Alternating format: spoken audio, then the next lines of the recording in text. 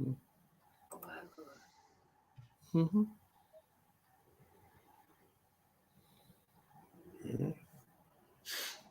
Where the hell are we here? Right here. Here we go. This is Northeast Streaming Sports.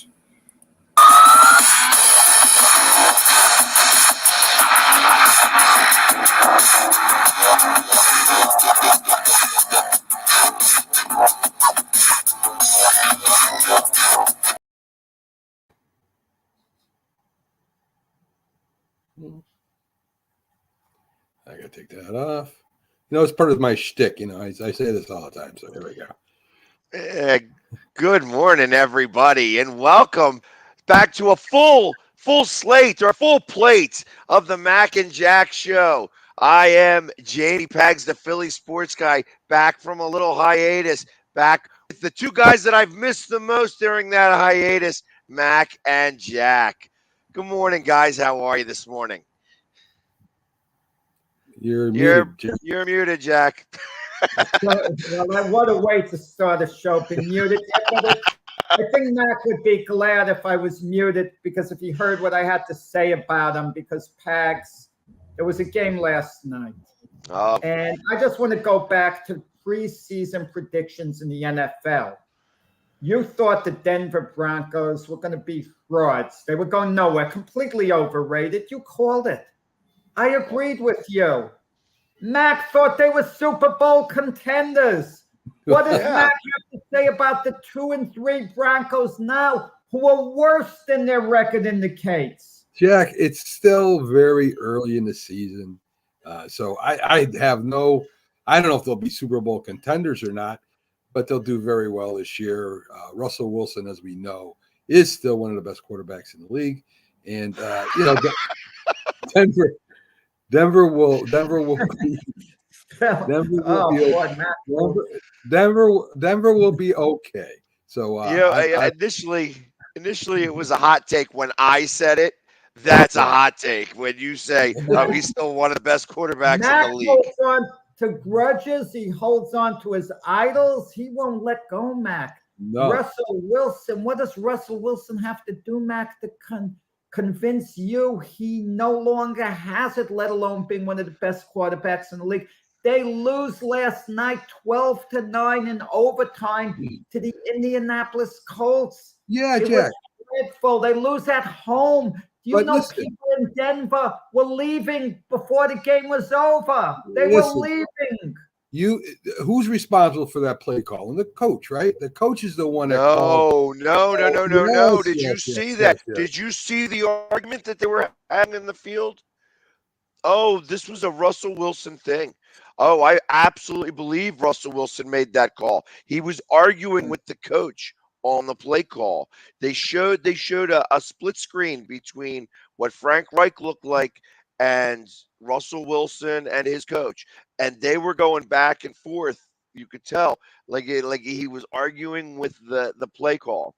And guys, I think we should tell the listeners what happened in case they're just joining us now. They're completely unaware. The Denver Broncos lost at home to the Indianapolis Colts 12-9 in overtime.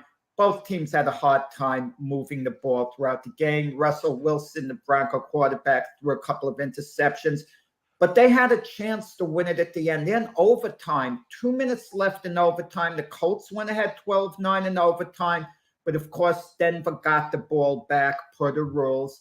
They have the ball on the Indianapolis Colts 5-yard line, 4th and inches to go with 2 minutes left. Now, they could have kicked the field goal to get it a tie game. It would have ended up that way.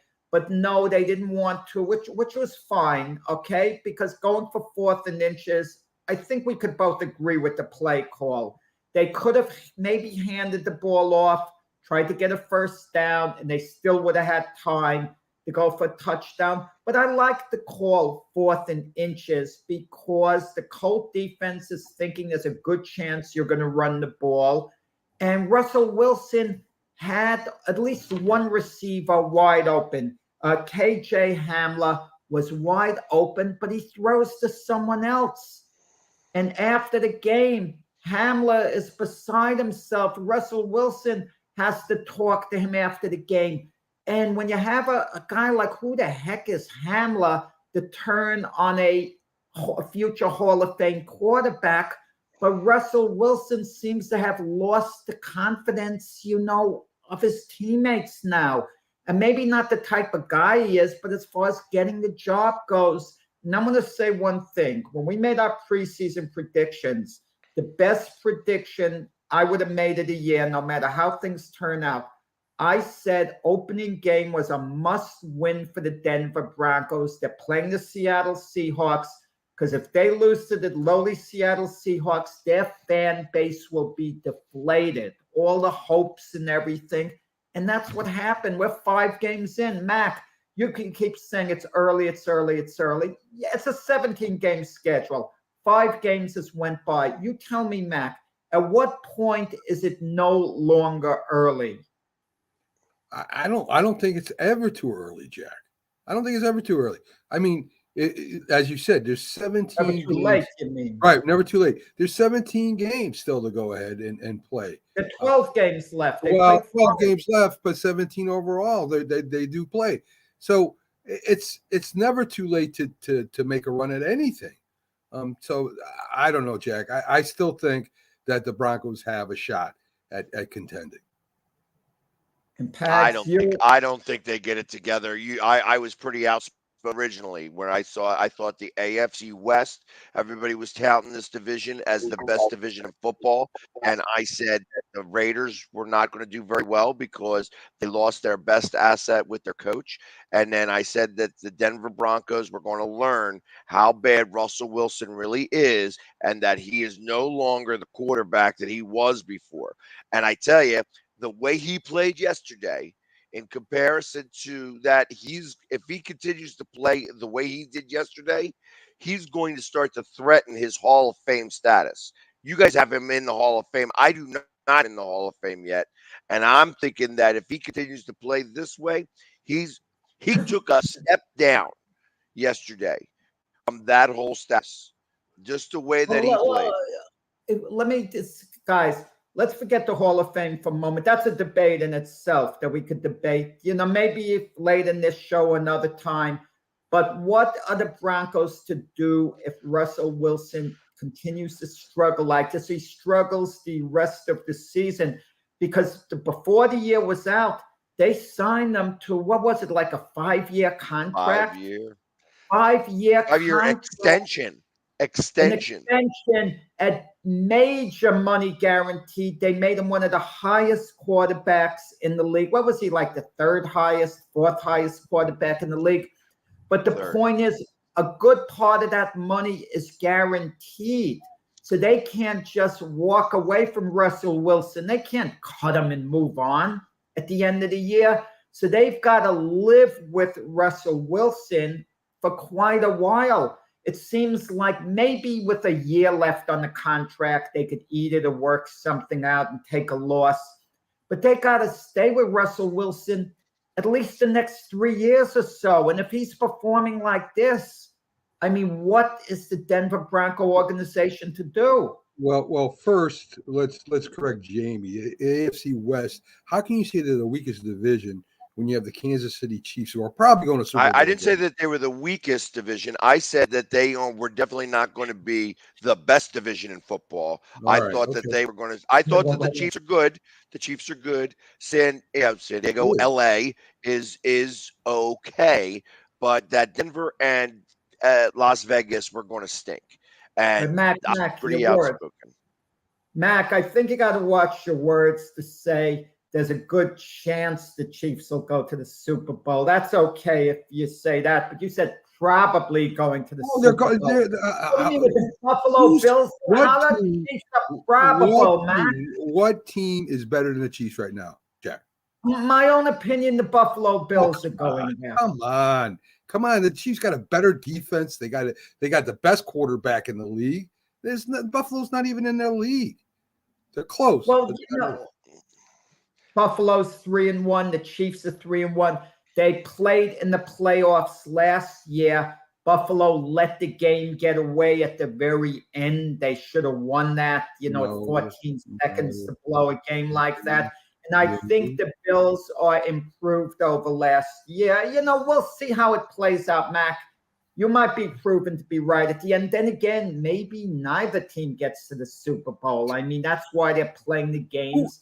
Who else from the AFC will go to Super Bowl, Jacob? Not them. Tua. I mean, listen, you don't know how it's going to play out at the end. If we talked this way last year, the 5th week of the NFL season, and we would be talking about who's going to the Super Bowl, there's a good chance we would all have been agreeing, well, the Chiefs haven't, there's a great chance that they're going to go. Yeah. How many of us would have said the Cincinnati Bengals? Would any of us have said it seriously in the 5th week, yet they went to the Super Bowl? There might be another team out there. Maybe the Chargers get it together, make the playoffs and buy years, and I don't think so. But the potential is actually there for them to do it. I'll tell you the teams we know won't be going to the Super Bowl, like the Raiders and the Broncos in the West, even though you still think, Mac, the Broncos could contend. I mean, I also know the Eagles will not get to the Super Bowl this year. They're not going to Super Bowl. Donovan McNabb. So you agree, Mac, with what Donovan McNabb just came out with a statement. He feels the Eagles don't have what it takes. Let me ask you guys this. Is Donovan McNabb thinking at least? The Eagle fan base in general, I believe, Pax could answer this better than you and I, Mac. I believe they have a warm feeling towards Donovan McNabb for his years as the Eagle quarterback. He's a nice piece of their alumni. They see him walk into the stadium. They'll applaud for him. They'll pat him on the back, and they'll like him. He has to know making a remark like this is going to tick off the Eagle fan base. So he should know that. Or just be quiet. Don't say they don't have what it takes when they've established themselves at this very moment as a slight favorite to actually come out of the NFC. So what do you guys think? So let me ask this question, and I'm not trying to change the subject here, but one of the things I was talking about last night with some Eagles fans and even a couple of ex-football players, does the NFL seem very soft or weak this year in general? That there isn't seem that the haves really do have, and the have-nots, really don't have. But the parity in between is just so. It's just like even like all these teams are just meh, and that you have a couple of teams like. Yeah, you could put Green Bay in the mix. Obviously, the Eagles is the only undefeated team. The Bills, the Chiefs, but I can't even put Tampa Bay in that mix right now. I can't put the Rams in that mix. We obviously can't put the Bengals in that mix. I mean, it's so bad. I mean, it's just like it seems like the NFL this year, more than any other year that I've ever seen, is just poor. And I don't know if it's coaching. I don't know if it's the players. I can't really put my finger on why the product is so bad. But I think that that's more of a testament on keeping focus, for the Eagles, specifically for the Eagles, and doing whatever. To talk about what Donovan said, Donovan, with everything else, is always me. So he's jealous of the Eagles, the way the Eagles are playing right now. And that's what shows up. What it seems to me is right from the start. I mean, you go to preseason, they're not hitting, they're not really hitting out there during practice. You go to and it rubs off in regular season, right? You're not prepared. You're not in football shape. You're not, you lose. You're rusty. I mean, it looks to me like, as you said, Jamie, that they're getting injured. They're not even getting hit.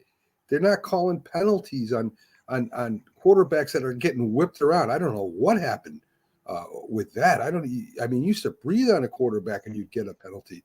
Now you can throw them down and they don't even penalize for it. The NFL has really missed the boat, I think, this year in a lot of things. And the biggest thing, I think, is not having some kind of plan in place for what happens during concussions and stuff like that. I mean, it's really bad out there right now, guys. Well, guys, I mean, the rules were different when Donovan McNabb played. You could hit the quarterback hard.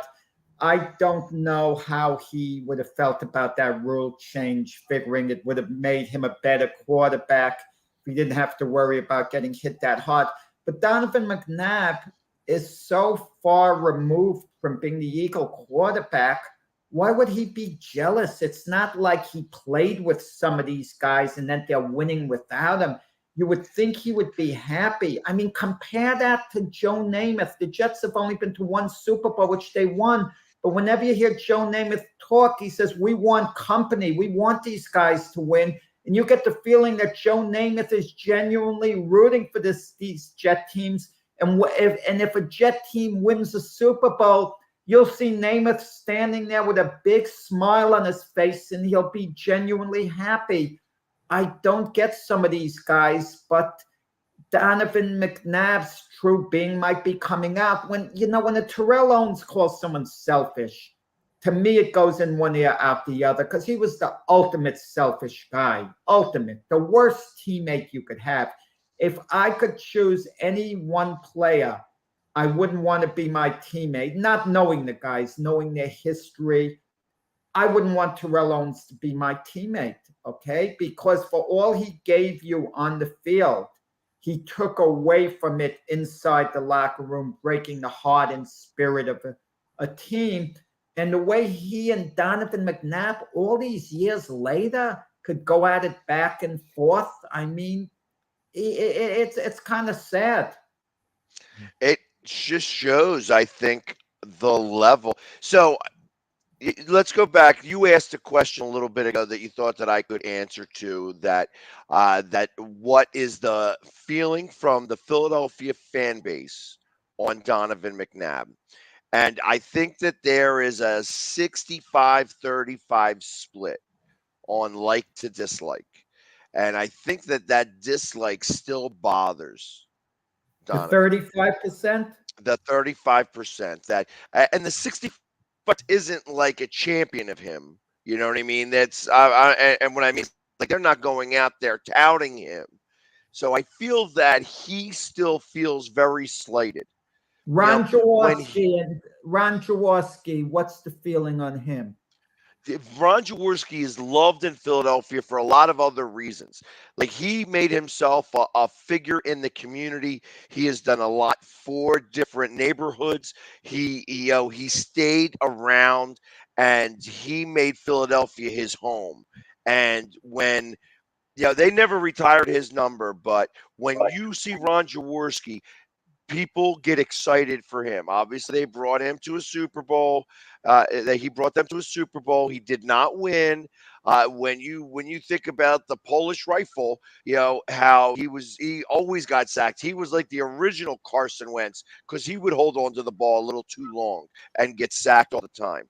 So there was feelings of the similar feelings to the way they felt about Donovan when Donovan left.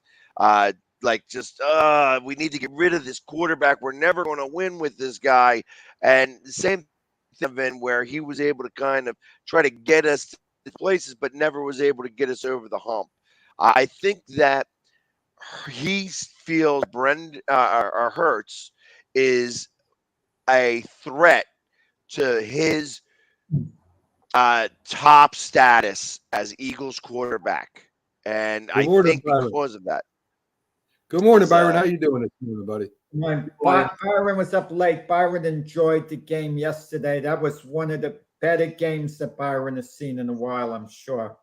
Now, actually, we had an NFLPA meeting. Our chapter had a meeting, so we had about 50 players. So I was at Topgolf last night. So I saw some of the game, but one of the worst games that you ever want to see. Sure. Yeah, it kind of mirrored the Dallas Cowboys Giants game, I think. Oh Yeah. my God. Yeah. People are saying, well, Amazon has been given lousy games, but the schedule is set before the year. And if you look before the season, Indianapolis and Denver wasn't a bad matchup because Denver was supposed to, according to people like Mac, be a Super Bowl contender. Russell Wilson, according to people like Mac, was still one of the best quarterbacks in the NFL. And the Colts were considered a playoff contender. And they having their own new quarterback, Matt Ryan. So it wasn't a bad matchup on paper for Amazon. It's not like they were given a lousy game, but and both teams didn't come in really with a lousy record. What was Denver? I mean, they were 2-2. And then what was Indianapolis? What were they, like 1-2-1 or something? They won a disaster, in other words. But the game was kind of really brutal to watch. I mean, it was like they were a couple of college teams learning the wishbone. That's the feeling you were getting. Yeah, and it's just the first quarter, of the season too. I don't even get caught up with what the season looked like right now because it's just only 4 or 5 games, and I mean, you got to play 17, 18 weeks of NFL football, so it's gonna be some exciting football yet to watch. Yeah. So, but Byron, real quickly, these old faces in new places. I can imagine that when they got, like, both of those teams last night, both thought that they were getting Tom Brady too, that Right. there was going to be a resurgence from these quarterbacks that obviously has not come on both sides. Matt Ryan has been a shell of himself, and Russell Wilson is being, unfortunately, exactly what I was saying, just that the game has kind of passed him by a little bit. Now, Yeah. when the Colts are in a much better situation with Matt Ryan because ultimately they don't have him for as long as, they're signed up for as long as Wilson does. But you could kind of see last night there was a revolt from the Broncos fan base about what they were seeing on the field. Now they have new ownership there. Is this, I mean, I don't know because I've never witnessed new ownership coming in and watching how that changes an entire team. Do you think that has a big effect on how this team is playing and now what the fan base is thinking of these guys coming in here? I mean, because now, Walmart might be doing like Kmart and making a blue light special to try to get rid of some of these things here because it's a mess. They got to do something to get the fan base back already. Absolutely, because everybody was excited in Denver. And then if you watch the fans last night, they're all upset. It's not going the way they thought it was going to go. And so they got to do something dramatic. I mean, Russell Wilson, he might be got too old. He's not playing the same way he was playing, but you are absolutely right. They got to get some new mojo in there. They got to get some excitement in there. And Denver always have had home field advantage. I mean, you hardly ever see Denver losing at home. It's something that the fans are not used to. So it definitely gonna bring some type of change, and they need to alter something. I mean, it's just sickening to see that Russell Wilson, couldn't even get a ball into the end zone last night, and he's supposed to be a top-notch quarterback, and he's looking like he's a bottom half quarterback right now. Right, Byron, I'm surprising you. I mean, you're a former NFL player. This is just a quarter of the season. Everybody's freaking out. Russell Wilson is still a good quarterback, and he's guaranteed he's going to Hall of Fame. I don't care what Pag says. There's no way he doesn't get in the Hall of Fame. So no, I'm not saying he's not going to get in the Hall of Fame, though. I'm not saying that. Yeah, I mean, he's still a great quarterback. I mean, it's what, 4 games? But I'm talking about, the timing of the pass and the timing of the throw. He should be more equipped. I mean, he's throwing the ball late. I mean, the guys are open, but he's not seeing them. For some reason, he's not seeing them. So I don't know what it is with him right now, but, I thought he was a little bit better than that. I'm talking about Pags, you got a job, Pags. You have a new job for the rest of the season. You deal with Mac when it comes to Russell Wilson, okay? I will not talk to Mac about Russell Wilson. But Mac keeps stating he's still one of the best quarterbacks in the NFL. No doubt. You deal with Mac, But you know what? You know what? I want to say this. This might be why Seattle saw something that after he got injured last year, this might be something that Seattle saw that was going, he was fading away into the sunset, because just think about what happened in Seattle last year. And he's not doing nothing this year with Denver. Everybody thought he was going to bring this excitement to Denver, and he haven't done that yet. Right. Like you mentioned, Pax mentioned the comparison with Matt Ryan in Indianapolis. I think it's much different. I think the Indianapolis fan base isn't all up about getting Matt Ryan. I think the Colt ownership just really wanted to move on from Carson Wentz after 1 year. And they figured Matt Ryan could be a good game manager. You know, the rest of the team could function well. Matt Ryan won't screw things up. Carson Wentz might continue to screw things up. I think that was their thought. But Russell Wilson had energized that fan base. Denver was going crazy. Oh, we got this great quarterback. And then it got deflated. Let me ask you about the play call. 2 minutes to go in overtime. 4th and inches on the Indianapolis 5-yard line. You have 3 realistic options. Kick a field goal, but you're going to get no more than a tie. Go for it. A decision, I agreed. But now it came down to the play call. You could run the ball, get a first down, and then you still have all this time to score a touchdown. Or just do what they did on 4th down and inches, throw the ball. I had no problem with them throwing the ball because the Indianapolis defense was guarding in large part against the run with 4th and inches. And he did have a wide open receiver in KJ Hamler. What can happen? How can an experienced quarterback not see a wide open receiver in that situation because you're calling a specific pass play? Well, he was looking to the left. He didn't look to the right. And then another thing too, when you need to have a run pass option. You need to have that in place. And that, you know, Russell Wilson used to run the ball and get that 1 yard, like get to 1 yard. I think you have to have a run pass option, and you have to just have a better judgment at the position at quarterback. And then you paying some top linemen in the league. 1 or 2, you got to run behind your top offensive lineman that you're paying. You know, you got to do a better job in decision making and calling plays. That's one thing that needs to happen too. With 1 yard, you just run the ball. I don't understand what the big go. It was that's right. You just run the ball. You don't throw the ball. It makes no sense to me at all. And just think about this though, Matt. 90% of the time, quarterback sneak. You're gonna get that 1 yard. Of course. Exactly. And the worst part about that entire play call was that Hamler had nobody lined up on him. Nobody lined up. How do you not give a hot read and say, oh, hold on, I have a receiver right there, right to the left of the line or right of the line, who's not got anybody on him? It made me think that, first off, he didn't even want to throw it to him, that he was a decoy. You have all these people that's in the booth, coaches in the booth. You can't look down there and see that there's an opportunity elsewhere. Call a timeout. I mean, you got to. The one thing about it, and back in the old days, we spent a lot of time in the red zone, inside the 20-yard line. You spend a lot. That's your bread and butter. You got to put that football into the end zone. You can't. You just have to be able to do that, and you got to know your top 5 running plays when you need 1 or 2 yards. I don't care what. That's fundamental football.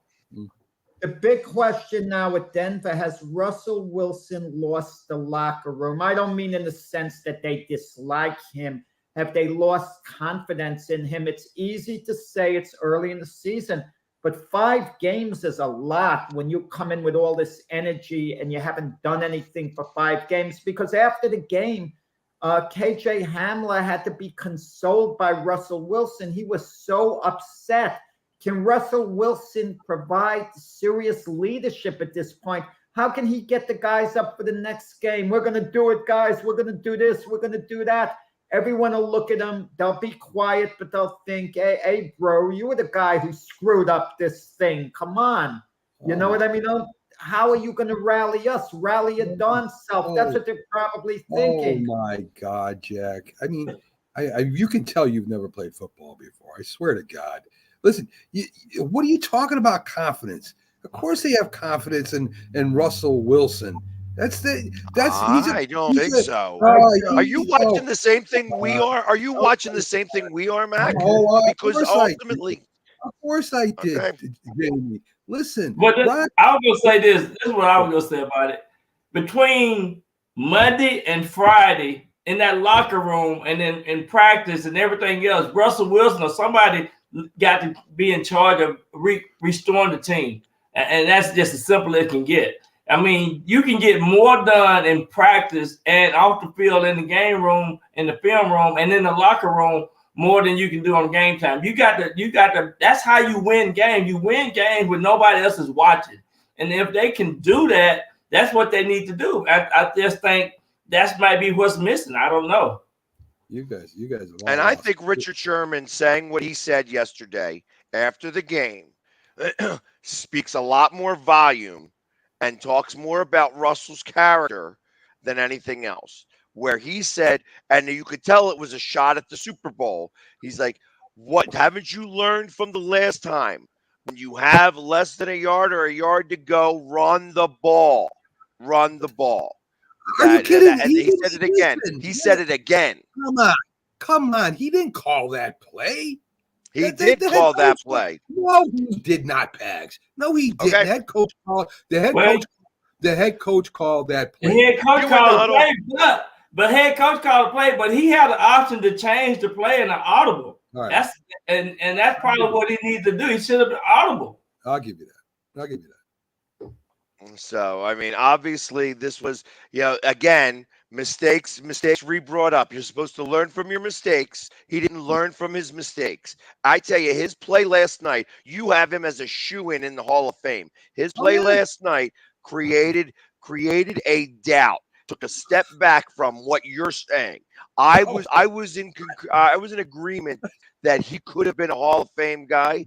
I tell you, last night, his play, and if he continues his play, he is going to wind up losing that status if he continues down this road. He's going to be a Hall of Fame pick. He's going to be a Hall of Fame.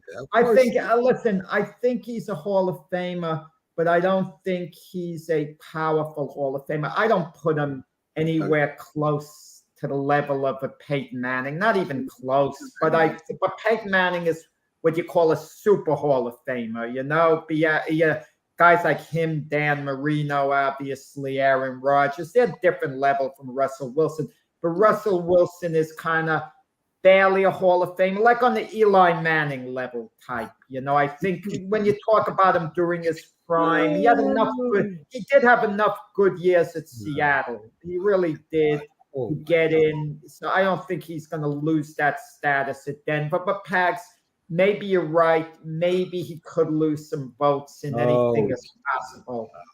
Well, I think Mac is right. Mac I think he's gonna definitely turn the season around. I look for them to win at least 10 games. Denver? Wait.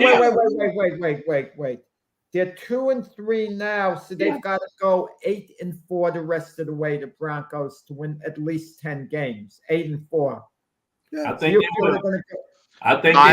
I'm taking every all those bets that anybody wants to take on the Broncos winning 10 games. I got your money. Obviously better in my pocket than in your guys. There's no way. There's absolutely. They're gonna win 10 games. $100. Let's do $100. $100 to your charity or to the Eagles Autism Foundation. I got that bet. Bet.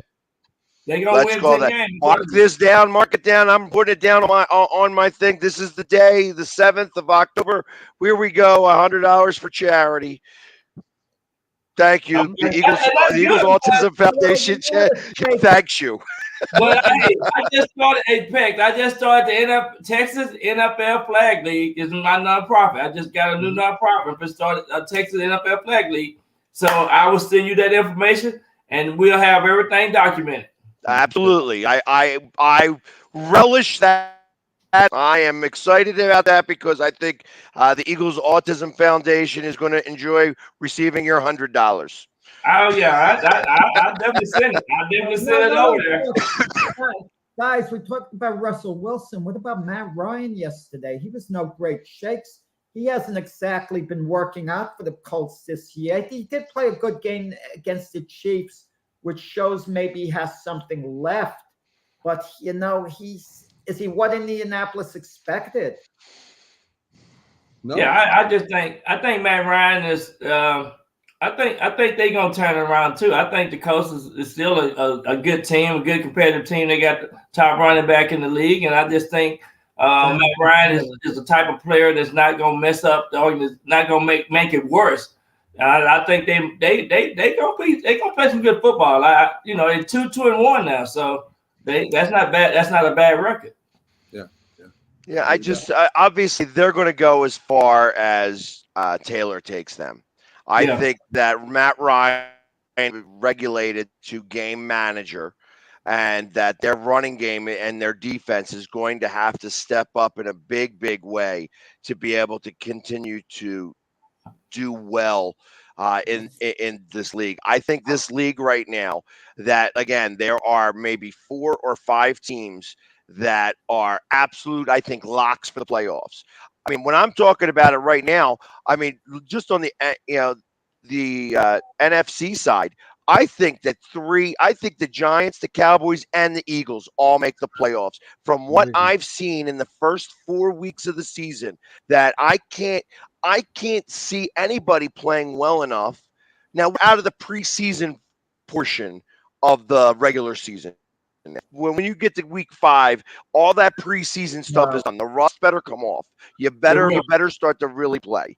Real football is about to happen. And I tell you, the one thing that I'm going to start looking at is the strength of the offensive line. That's going to be the key factor starting out the week 6. You're going to see if this offensive line is strong enough to protect these quarterbacks and create holes for running backs and things like that. You have to look at that offensive line. And if you're the Colts owner right now, how good do you feel about paying all that money to them through offensive linemen? Millions of dollars, and they haven't been able to get it together yet. Yeah. Well, Quentin Nelson is a stud, on the offensive line. But I think Pags has been brainwashed by both you, Mac, and Byron by saying, the Giants, they're going to make the playoffs. Boomer Esiason said this week he doesn't think the Giants are going to win more than 2 more games. The Giants gonna win Sunday morning. What you talking about, man? Jack, what you talking about? Sunday morning, they're gonna beat the Packers. Boomer Esiason, you're going off his word? For the Giants, get out of here, Jack. Can you believe that? I can't believe that, Mac, that he oh my God, Boomer Esiason. Well, if the Giants are really any type of Super Bowl contender, don't you think OBJ is going to come back to them? He has options. Listen, Jack. I don't think the Giants are a Super Bowl contender. I don't think they're that good this year. I think it's going to take a few years for them to get there. They're definitely a playoff team. There's no doubt about that. What I like about the Giants, they're not making the stupid mistakes that they did last year. They could have either been 3-1 or 3-3 last year. Early on, they lost so many games last year because of stupidity. So now you see that they got good coaches, a little bit more control, and Daniel Jones and Saquon Barkley is playing out of this world right now. Yeah. Well, not Daniel Jones. Come on. Well, he's managing the game. He's managing the game. He's managing the game. He's doing nothing special. He's doing nothing to show the Giants should sign him to a long-term deal as a quarterback in the future. The jury's still out. Let's judge him the rest of the year. Saquon Barkley, the jury's not out. Sign him. As long as he stays healthy, the man is one of the best players in the NFL, hands down, position for position. He is absolutely outstanding. Saquon Barkley doesn't have to prove himself. He just has to stay healthy. Daniel Jones still has to prove himself. What are the Giants doing as far as backup quarterback goes? Tyrod Taylor out, all those concussions. And who did they, Eason, they offered for him to come back. He's working out with the team. Webb. They got David Webb, who used to play with Buffalo. He's their backup right now, Jeff. And David Webb he know the offense too. He know the offense. So, and I actually, I'll be honest, in Green Bay as well. I think that I know that we're not talking about this just yet, but I think that this is going to be a ridiculously low-scoring game, and that's how the Giants are going to be able to stay in these games right now. They need to keep their opponents at around 17 points a game, and their defense is playing kind of well enough to do it. Yeah, obviously, Dallas was able to get a couple of points on them. That fourth quarter kind of opened up, and as the game opened up, that bodes against the Giants. I think that they have to keep muck and grind wins together, and that's how they're going to win games.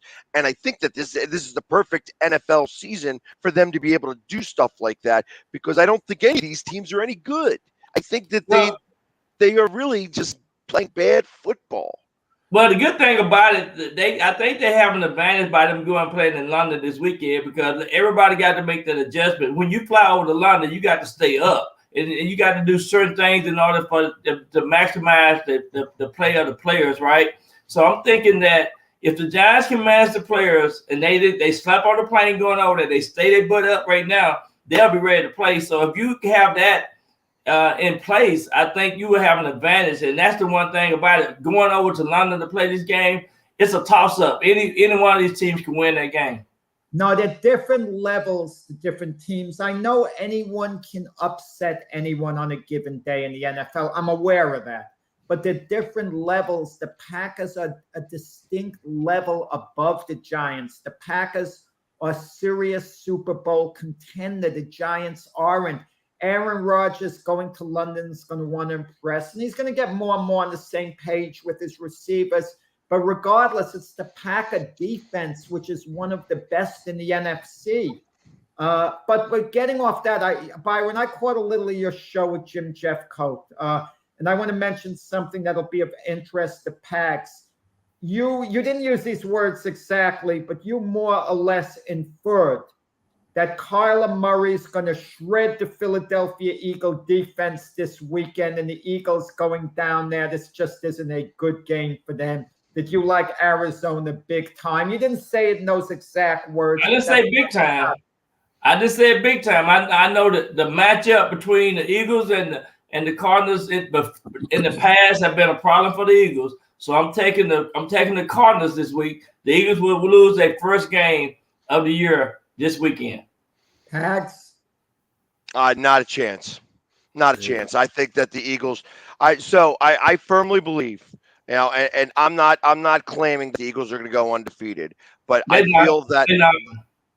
feel that as long as they remain focused, if they remain focused, they won't lose that game. And it's every game, and it's every game in this season. I am having a real difficult time finding losses here. I think that Hurts remembers 2 years ago when he lost to Kyler Murray in the last 3 minutes of the game. Actually played a pretty good game, and had they won that game, that would have maybe turned the season around so that they would have wound up winning the division at 7-9 rather than Washington. That being said, they didn't win, and I think that he remembers that, and he's going to go win compared to everybody else. More than any other quarterback in the league right now, it's who he's compared against, and I think he wants to go in here and he's going to show exactly what this team is, and it's going to be a statement win this week. I think that they're going to win big. The Eagles are just a better overall team than the Cardinals. They got a better defense. They got a better offensive line. They got a better running game. I go on and on. Of course, the Eagles are not going to win every game, and I can see a lot of losses out there for them, Pags. But anyway, a lot of losses. Yes, a lot of losses. You know what? I would love to hear. I would love to hear your take on that later. Let me say they'll get their share of losses. Okay, I'll retract that. I think it's a matchup. It's a matchup. It's going to be a matchup this week for the Eagles. I think they do not play good in Philly. They don't play good in Phoenix. They don't play good in Phoenix. I'm telling you now. I don't think so, Byron. I don't think I think the Eagles beat the Cardinals. But there's a difference. Pags mentioned the comparison with Hurts and Kyler Murray. There's a difference involved. Murray, for all his talent, he's not as disciplined as Hurts. You get the feeling Murray's out there playing two-hand touch and improvising on the go. And he tries to outrun mistakes, just take off with the ball, see an opening because he's a great athlete. Hurts seems a lot more disciplined. Hurts can run too, run very well, but he stays within the framework more. Yeah, and you got to give credit to Hurts. He's really playing top level football. See, he's done learned a lot. Some of the things he did this offseason have really helped him. And he's managing the game and getting the ball to the talent that he have around him. So that's good. But in all fairness to Murray, not having DeAndre Hopkins, that would be the same as Hurts not having Brown, to throw to. Exactly. So you got. But this is the last week. He'll be back after game 6, so he'll be back.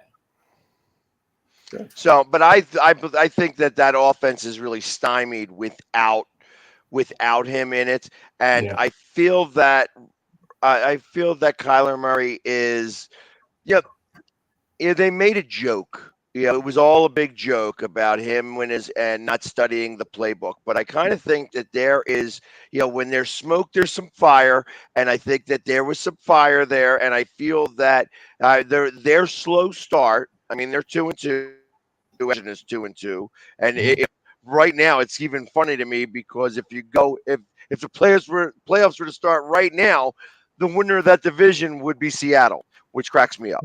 But I think that that he is maybe even Jim was the one that said it, the me quarterback, me, and he ain't doing the studying, he ain't putting the other time in that he needs to, and that he's going solely off of what he thinks is right, and it's just not working anymore. They got him figured out. This offensive line, this defensive line is much bigger than most of the other defensive lines in terms of height. And that's going to be a real big problem for Kyler Murray. He's going to need to run around just to be able to see. And I think that's going to cause big issues. I expect to see a lot of sacks this week. Again, the Eagles have turned it up in terms of how many sacks. I mean, I think we're leading the lead in sacks right now and turnovers. So that's going to be a real big deal. That was something that never happened last year that has really started to take flight this year. And whether you could say it's Gannon or they got maybe an assistant head coach that's helping call some of these plays, the Eagles defense to really, I think, this Arizona offense, I think they're going out here to make a real statement. And if you take away the bad touchdown from last week, last touchdown for Jacksonville to kind of at the end of the game to make it a 1-score game, that this defense is, take away from Detroit, they've only let up 3 touchdowns. So, I mean, realistically, they are probably one of the better defenses out there right now, next to Dallas. Dallas has a pretty good defense, next to Green Bay, and next to the Chiefs. Those are the defenses that are keeping teams under 20 points for the most part. And I think that this is going to be a big statement win. We're going to come back next week, and you're going to be saying, wow, Pags, you were right, which I know you guys have to do a lot. You're right looking at, but I'm telling you, if you go back to the first game when they played Detroit, I just think the Eagles are not. They power rank number 1 right now, but I just think too that they finna get ready to be challenged. I just believe it, and I just know how to I know how the NFL work. The first 4 games of the season is kind of like your preseason, and now you're getting the feel for everybody, and you're getting the tendencies down and everything else. I just think it's gonna be hard for the Eagles to beat the Cardinals this week. I just feel it in my heart. That's one of those hard type things. And Byron, you mentioned the power rankings. The Eagles are number. Are you kidding me? They got them number 1. I looked at the power ranking. I believe you. Who is and ESPN's power rankings. I guess if you want to call it the NFL's and then ESPN, which is AP, or whatever. They have the Eagles ranked 3rd. Which I'm okay with. I think that you still have to show. It's still show me. You still have to keep your focus. This is a long season. 4-0 wins you no trophies. You want to win a trophy. If you want to win a Super Bowl, you have to stay consistent season long. Come back from adversity. Get yourselves out of the trouble that you got yourself in, like 14-0. We were down to Jacksonville, and they could have easily said, "All right, today sucks. The rain sucks. Everything sucks. I don't want to play anymore." And they didn't do that. They rallied behind it and they won. And I think that this is more a testament to this team specifically and the culture they have created in comparison to some of the fractions of teams that I see out there that are fragmented, it seems. I'll tell you who's on the right path. I know you guys don't like to talk about my New York Jets. 2-2, they're 2 wins at Cleveland, at Pittsburgh. I'm going to tell you, this is a bold statement. In 2 years, the Jets are going to win the Super Bowl. In 2 years. This year, I don't look for them to really don't know nothing about football, Jack. Next year, they're in the playoffs. The year after, they're winning it. They've got the pieces in place. They might win it in 5 years, but not 2 years. I mean, you don't, Byron, you don't appreciate a great receiving core. You just like the. No, I do. They got a good receiving core. Talk about Garrett Wilson and Elijah Moore. They're going to be the best 1-2 punch in a couple of years. They'll be okay. Yes, okay. And the offensive line that's been much put down. They are excellent at run blocking. They're not good at pass blocking right now, but Garrett Wilson's learning. He's mobile. He looked really good against the Steelers. They pass block a little better. Look out for the Jets and their defense. It's starting to become top of the line right now. I just want to say this, Jack. I just want to say this. The Jets was loaded with talent. That's why they got so many of their players were stolen after the season opened up. Now, that's because they've been losing in the past. So they ain't been able to keep these players. I'm saying they might be good in 5 years. I don't know if they'll be good in 2 years. I'll put that in. It's a question of gelling. Team gels in this day and age. Jack, the Jets have a good team. I'm really impressed with them. I'm glad, I like the Jets. But there's no way they're going to Super Bowl next year. There's no way. No, 2 years from now. That's what I said. They'll be a playoff team next year. Next year. I'm going to tell you, there's a possibility they'll be a playoff team this year. I don't think so. I think I agree with it's so funny for me to say this, but I agree with Jack. I think that I think that right now. You know why you're gonna agree with Jack, Pat? Because the Jets wear green and the Eagles wear green. That has nothing to do with it. It has nothing to do with it. What it does have to do with is the fact that I think that the NFL stinks right now, and I think that if you play with continuity on your team, that continuity is going to take you places this year more than any other year. It seems like that these teams just are not together as teams. And if you are together as a team, that's going to just win you some. And I feel like that's what happened for the 2 wins that the Jets got. They were together as a team. They pulled it together and they won those games. And that's what's going to win games in the future. I think that if you stay together as one group, that's going to prove to be worth tons this year. More than talent. I agree with you, but the reason why the Jets are playing the way they playing is because of the coach they have. They have a good coach.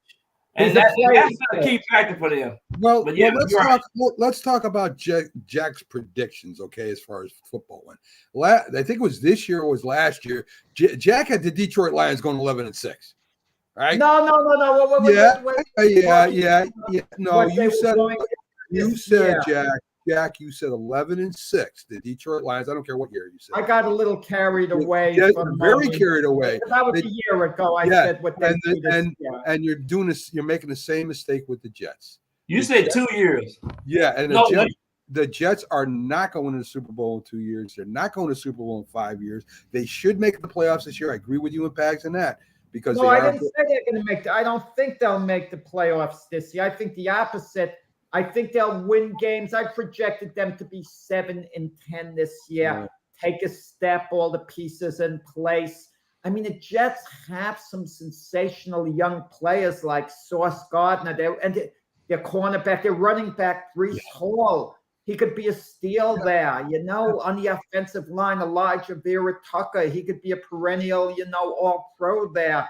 They've got pieces. I mean, Zach Wilson's development obviously is the key, but you know, against the Steelers, he really looked good, showed the potential. You coach him the right way. It's just, I like what's going on.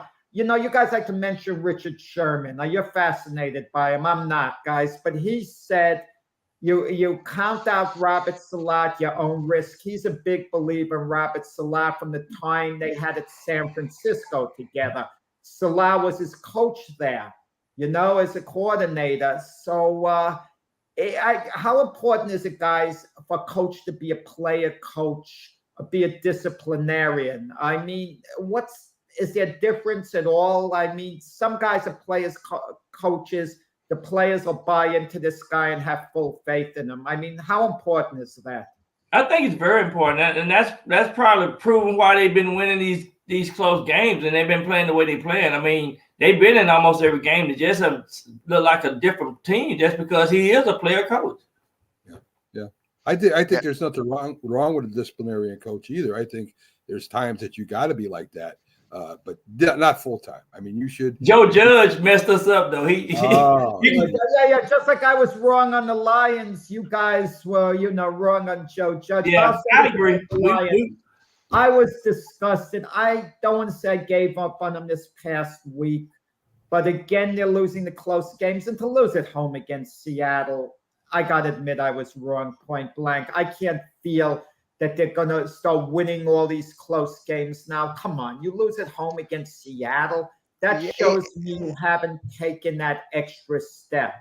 The problem I run into with all that is, like, where does that blame go? Like, ultimately it goes to the head coach, but I'm wondering, like, I mean, they scored 45 points. Like, and I know that he's an offensive coach. So, like, is the defensive coordinator doing that poorly? Is it like, do they don't have? I know that they continue, like, that's where cornerbacks learn how to play the game, and then they wind up getting rid of those cornerbacks to go everywhere else. I mean, we've got one of them ourselves, Darius Slay.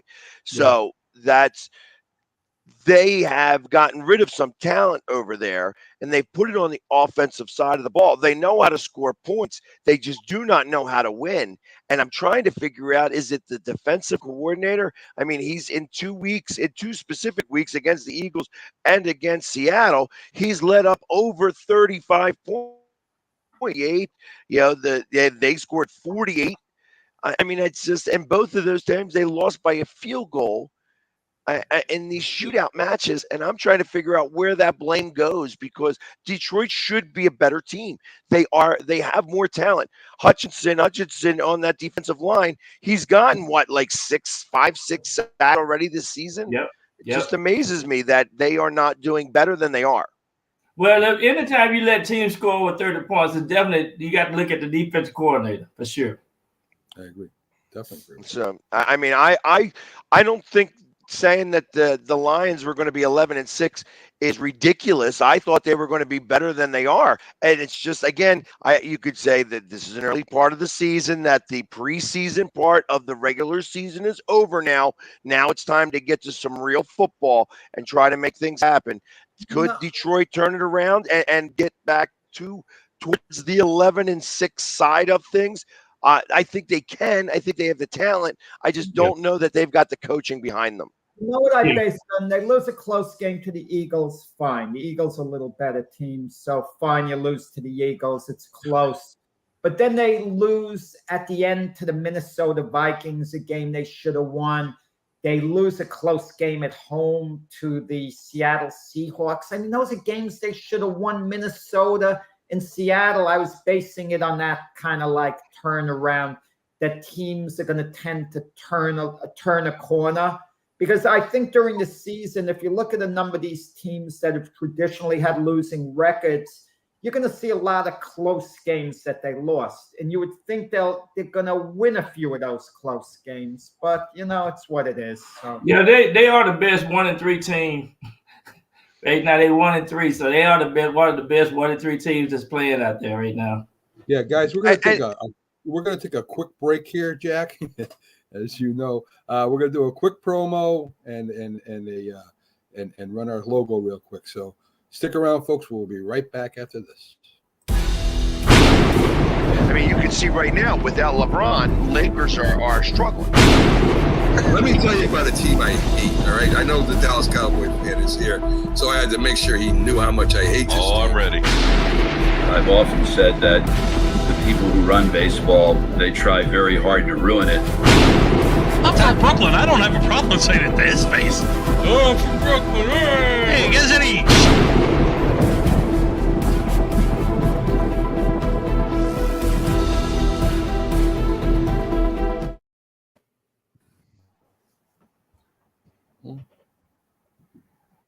Well, Hold on, Byron. Good morning. You're listening to the Mac and Jack Sports Show on Northeast Streaming Sports. well, This is a presentation of Northeast Streaming Sports.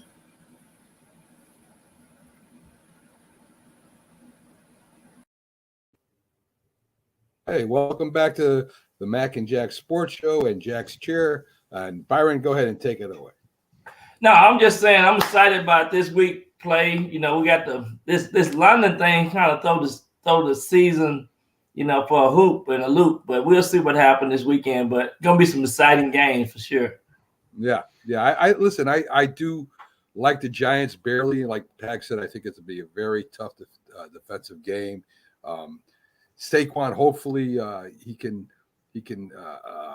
make some way with that Green Bay defense. It's gonna be a tough game all the way around.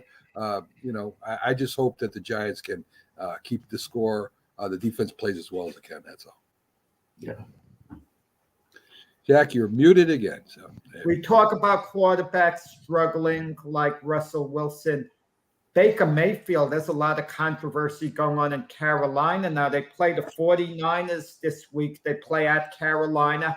If Baker Mayfield should struggle and they should lose, it's going to get pretty ugly there because they had a certain hope, their fan base, with Baker, and he's been pretty mediocre so far. I mean, what do you think the deal is there? Do you think Baker Mayfield is their long-term answer? Can you see him getting benched for Sam Darnold? yeah, I can see him getting benched for Sam Darnold. You know, Baker reminds me a lot of Doug Flutie, right? I mean, they're both kind of the same. Doug Flutie I thought he had a pretty good career when he played with Buffalo, took him a championship, got benched for Ron Johnson. I have no idea why. But I kind of compare him to that. Doug Flutie definitely had a stronger arm. But you know, listen, Baker is okay. You know, he's okay. He's not what everybody expected him to be. First round draft choice. Is he okay? But is he really okay? He's okay. I mean, listen, I think he's a second string quarterback, to be honest with you, Jack. That's where I think he belongs, really. But he has had success with Cleveland in the past. Yes, he has. Good morning, Keith. Yeah. Good morning, gentlemen. Good morning. Hey, I got to go, and I appreciate you guys, and I'll see you next week. Oh, I'm starting to take it personal. Every time I pop in, Byron pops out. I don't know. Hey, Good Byron, seeing you. take care, my Good to friend. see you. All right, I'll see you guys. Have a great week, Byron. There you go. Byron. Morning, gentlemen. Good morning, Keith. Morning, It's kind of weird as a headway. I didn't realize it. We got to be talking about the Detroit Lions. I don't know why. Only on a show like this, all of a sudden, out of nowhere, we're talking about the Detroit Lions. And then I notice they're playing at New England this week. That's an appropriate thing for you to talk about. And we're talking, I know why we talked about them because I overrated the Lions. 1 year ago, I was excited about the Lions. I thought they were going to be a playoff team this year. They were going to be really good. It was going to be a big turnaround. And they've been a big disappointment to me. So I got to say I'm flat out wrong. But is it a possibility that maybe I'm going to be wrong again by giving up on them for this year, that they do turn it around this week going to New England and beating the Patriots? Well, let's hope they don't turn around this week and beat the Patriots. But yes, this team can score a lot of points. Who knows? I mean, if their defense catches up at all with their offense, then they could be a surprise wild card contender at the end of the season. But Jared Goff's playing out of his mind. He doesn't. I think he's forgetting who he is. Hopefully it's not this weekend. Patriots in their throwback Pat Patriot uniforms this week. It should be an exciting weekend. They're going to have to score some points probably against this Detroit team to Keith, with Zach quarterback. We were watching the Patriots, me and Linda, and we're really impressed with Zappy. I mean, the kid came in there. He did a real good job. He protected the ball. He seems like a leader out there. I mean, what are your thoughts about how Zappy's playing right now? He carried himself pretty well in a bad spot Sunday, having to come in. You know, I'm sure he was absolutely prepared. I mean, a lot of times you see a kid like that come in and he's not prepared, and he definitely was.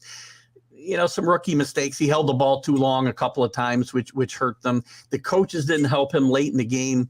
Maybe it was even in overtime where they got the ball back near midfield in overtime with a chance to get the game-winning field goal, and they called 2 running plays and a pass. And I'm not putting a rookie quarterback in a place where he's got to pass third and long in that situation. And that was one of my only gripes, maybe even with the play calling. I thought the play calling got better Sunday. So the offense was still, they've grown each week in this new offensive scheme. The injuries are starting to catch up with them. Possibly the fact that he came in and Green Bay was not prepared for what he had would help the Patriots as well. Now the Lions have had a whole week to prepare for him. We'll see what happens. I think he'll hold his own. They won't put him in a position to look bad. I don't think he'll put him in a position for him to lose games. You'll see a lot of running of the football, I think. Robert Kraft. Go ahead, Mac. So what does that say about Mac Jones now? I mean, he's Keith. He's supposed to be your quarterback, and Zappy to me is playing much better than he is right now. Does that make him go second string? I mean, what does that say? No, I mean, first of all, Mac Jones isn't coming back for another month, right? I mean, most likely. Don't listen to Bill Belichick say it's day to day, because it's not. This is an injury that's usually 4 to 6 weeks, and I don't expect him back. If Zappy keeps playing well, then you got questions to ask, yes. But if Mac Jones were available this week, he would play this week. There's no question in my mind. Zappy's played one football game and played well, didn't turn the ball over. Again, but he's a rookie, and you could see it in certain places where that cost the Patriots in a couple of drives late in that. What's Brian Hoyer's status? I think he's out. This week, because especially with everything going on with the concussion protocol stuff. I'd be shocked if he was available this week. Yeah, because there was a report that Patriot owner Robert Kraft wanted Zappy to start ahead of Hoyer for the Green Bay game, that he was a bit upset about it. But of course, he leaves the decision up to Belichick. Well, he has to leave the decision to Belichick. But it's interesting, he publicly expressed he wasn't happy about it. Yeah, and your boy played well in the drive that he was in, 5 of 6, took him down for a field goal. Maybe there should be a 3-way quarterback controversy in New England. There's not. Yeah. And the truth of the matter is that like I was on I think it was Unscripted a couple days ago, and I had said that the one thing that I noticed about that whole situation occurring was that Belichick actually was sitting there talking with his quarterback. And I hadn't seen something like that happen since the early Tom Brady days. Great. And it made me think right away. It was like, if he's got that type of communication with Belichick and he's able to go ahead and start to listen and really hear what he's got to say, that by the time that what's his name comes back, there is going to be a controversy, or there isn't going to be a controversy. Belichick's just going to stay with Zappy. And I think, I'm not even sure if I'm saying his name right. You know what I mean? But I think he's going to stay with him because Belichick, again, we know Belichick is still in the league right now. He is prime to try to win a Super Bowl without Tom. And this may be the situation where it looks like he may have found Tom too. Well, that might be a bit of a reach, but the rest of your argument is valid. Listen, I said today there's no quarterback controversy. If Mac Jones could play this week, he would play. And I have no doubt that's accurate. But the Patriots have 4 winnable games coming up here. If Zappe were to play really well, they were to go out and win 4 games, 3 or 4 games, be, 5-3 they could conceivably be. Well, probably he's not going to make a change, most likely. I mean, this rule of thumb that you don't lose your job due to injury is, really a old wives' tale. I think, Keith, it's a different situation than in Dallas with Cooper Rush and Dak Prescott. Dak Prescott has a massive guaranteed contract, big money. Mac Jones doesn't. Even if they wanted to move on from Dak Prescott, it's got to be extremely conclusive, for them to move on from him and give the job to Cooper Rush. Well, in this case, if Belichick slightly leans towards Zappe, he would make the move. A little bit to Jamie's point, there are some parallels to Brady getting his job and keeping his job when he got it, because there are parallels to the Dallas situation. Drew Bledsoe had just signed a huge extension before he got hurt. And when he went out, and thank you, Mo Lewis. Again, I always thank Mo Lewis when we have these conversations. I know it's a little harsh, but thank you. There was a lot of question that, again, the team and the media, everybody was split when Bledsoe got healthy about who should be the quarterback, because you can't lose your job via injury. And he'd signed this big extension and he had making money, not like Dak's making, but relatively speaking, for that time he was. And he was the first one to do that, was really the first one to say, no, you're not coming back in. That you are not getting your job back right now. And that was across the NFL. That was big news, because every time that when the starting quarterback came back from an injury, he got his job back. And that was the first time it didn't happen. And Drew wasn't happy, but I always say he didn't make it public though. He wanted to play quarterback. He made that clear, but he helped Brady. He didn't hinder his progress. He was very helpful. I've often said that Drew Bledsoe might have been the MVP of that team because of the way he handled that when he came back, even as unhappy as he was. I'm not sure Dak Prescott would handle it the same way. Because it's a different game today. Cooper Rush is not replacing Dak Prescott. I don't think so either. It's not even worth a discussion to me on the Cooper Rush situation. Wait a minute. I agree. I'll be 100%. It was Alan that brought it up, but I know. No. To me personally, I'm just saying the parallels to Zappe and Mac Jones. I'm just doing that comparison, talking as far as Zappe, because Zappe could conceivably replace Mac Jones, like you kind of basically said, Keith. If he plays really well, it could happen. No matter what Cooper Rush does, he's not going to be the new Dallas starting quarterback as long as Dak Prescott's healthy. Dallas has invested too much into him. He was in the playoff. He didn't replace him in the Super Bowl. He replaced him. He replaced him in the playoffs, Alan. And then he continued in the Super Bowl. But I think the big difference. I'm sorry. I think the big difference. I'm sorry. What had happened? Don Shula was the coach of the Dolphin team, but he was also Earl Morrall's coach the year they lost to the Jets in the Super Bowl, when Morrall came in for Unitas for the whole year, and then hit a wall in the Super Bowl, and they went back to an injured Johnny U in the Super Bowl. So that haunted Shula. He wasn't going to make the same mistake again with the Dolphins. And Bob Greasy was his starter. He was his franchise quarterback. So Morrall took most of the season into the playoffs. And then during the playoff game, he quickly yanked Morrall, and he went far. I don't know if Earl Morrall's in the Hall of Fame or not, but he should be. Yeah, you could make the argument that Earl Morrall may be the greatest backup quarterback of all time. Yeah, but that's a great point, Mac. A great point. That 72 team, not to stay in the past too long, they probably could have won with you playing quarterback that year, Jack, because Bob Greasy threw the ball like 7 times in the Super Bowl. People don't realize that unbeaten Dolphin team, 14-0 the regular season, and in their 3 postseason games, the 2 playoff games in the Super Bowl, they won those 3 games by a combined total of 17 points. Yeah, defense. Don't tell me they were a dominant team. They just weren't. But they did win them all. That's what They matters. did. They were a great team. They did win. They did win them all. But I don't want to hear because they won beaten. Put them against that Chicago Bear team that won the Super Bowl. There's no way they're beating that Chicago Bear team. What week? I'm going to ask Jamie. What week are they going to pop the champagne this year? Because you're the only team with a chance to prolong that, obviously. So, well, I would.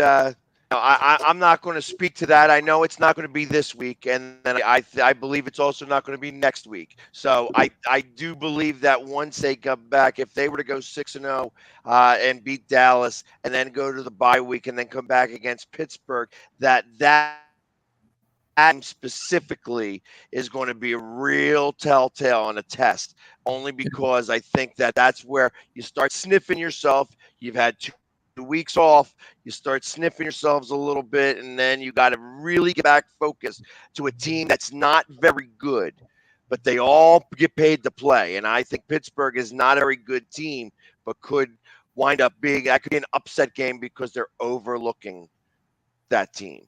Yeah. Let's get to that point. At that point, I want to go backwards a little bit. I feel that the Cowboys right now would win whether Dak or Cooper Rush is on there, because they're winning these games right now on the backs of their defense, that anybody could be the game manager. Again, one of us, I feel, could be the quarterback of the Cowboys right now and have the same record as they would right now, because I think their defense is that strong and they have enough on the offensive side to be able to score some points. So if you're going to keep your team, the opposing team down to 16, 17 points a game, there's a good chance that you're going to win.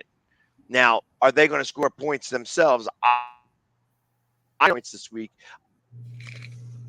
How much a good quarterback, and that they get upset this week, or I don't even know if it's considered an upset, but I think that they lose this week, and that primes everybody for Dak to come back in week 6, against the Eagles.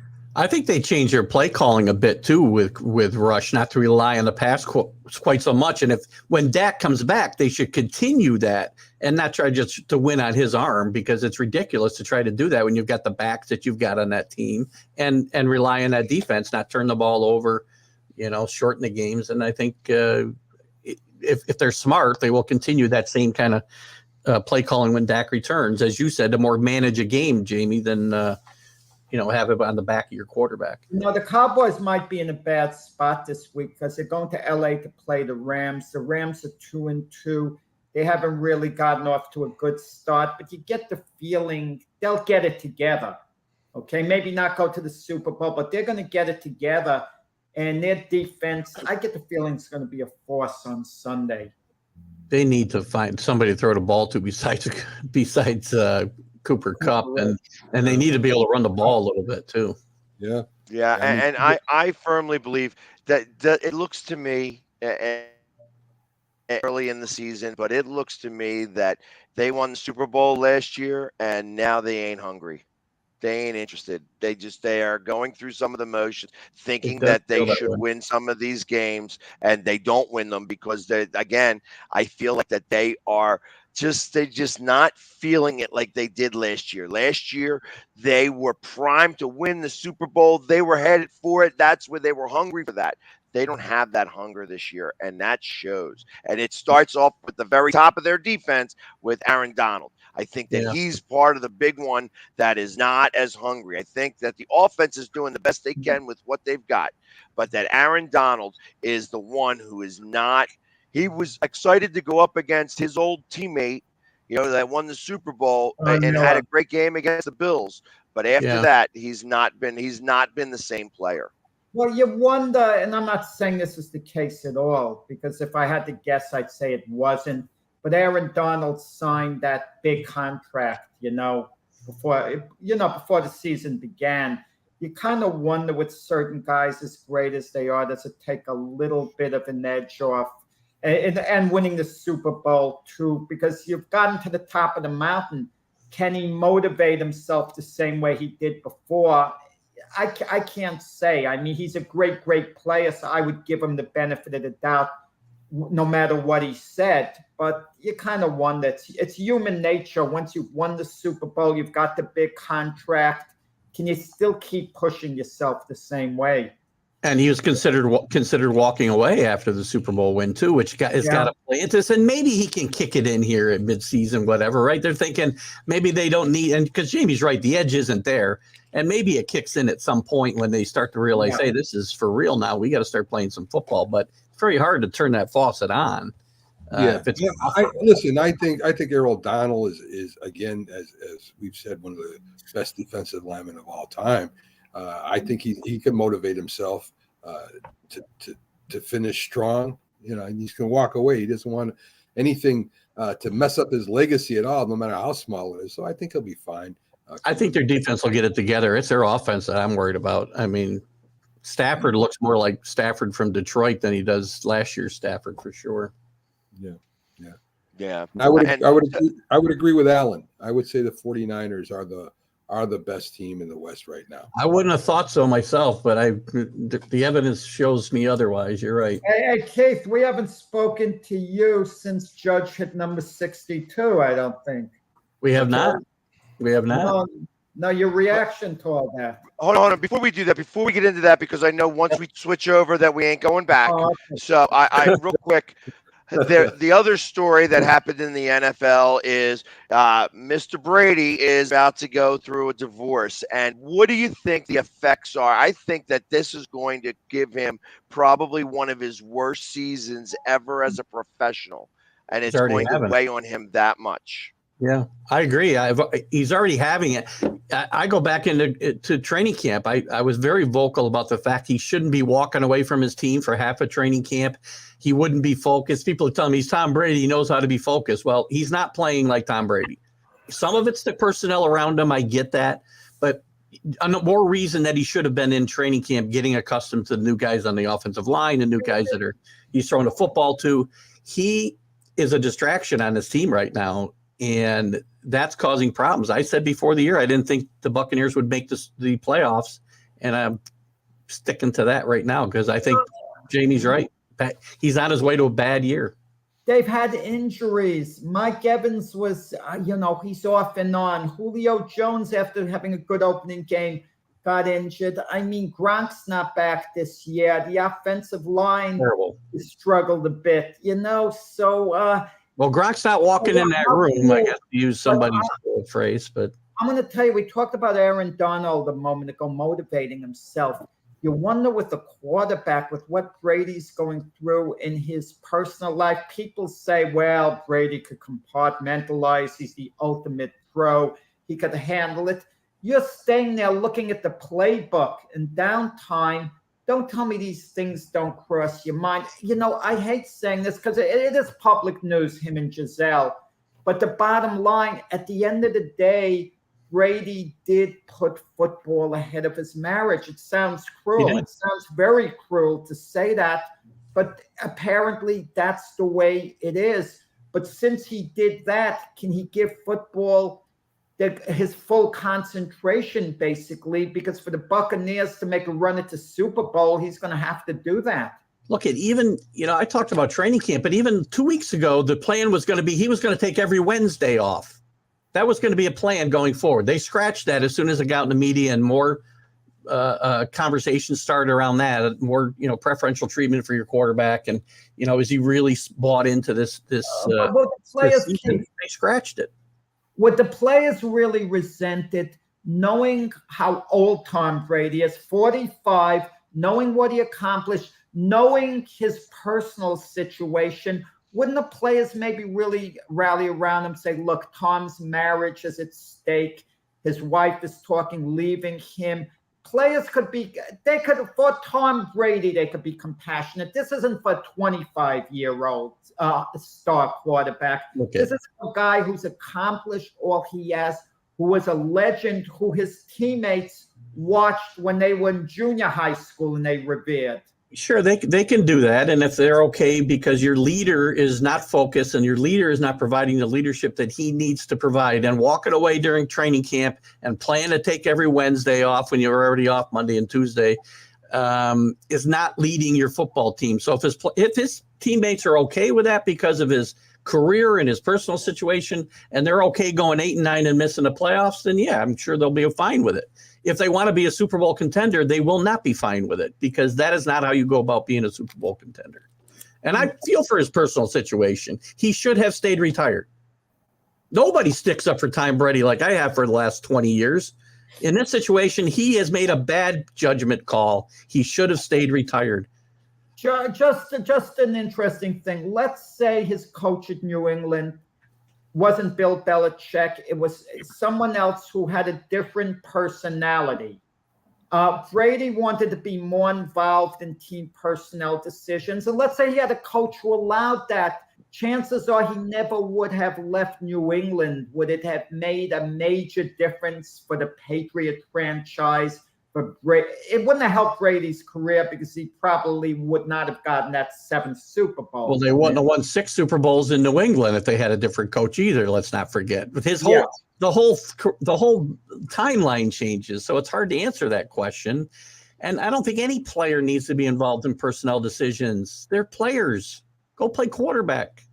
I agree with that. I definitely agree with that. All right, now we can go. Now we can go to the Yankees.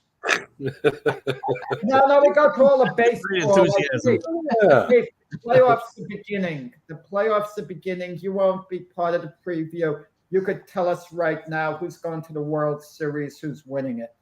They begin today, the playoffs. You're asking me? I'm asking you. I know Pax is picking the Phillies to win it all. But right now, today, I'll tell you it will be a Astros-Braves rematch. I think the Yankees will lose to the Astros in the ALCS right now. I'm rooting myself to be wrong again. But I think the Astros might beat the Yankees. I think this week off. World Series rematch. The Astros beat the Braves this time, you think?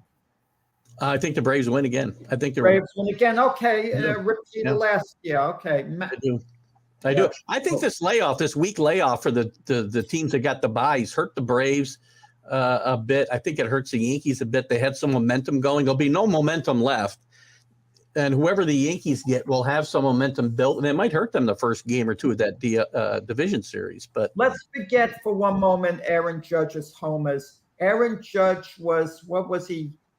5 points down, 4 or 5 points down in the batting race the last game of the season. Yeah. And Aaron Boone didn't play him.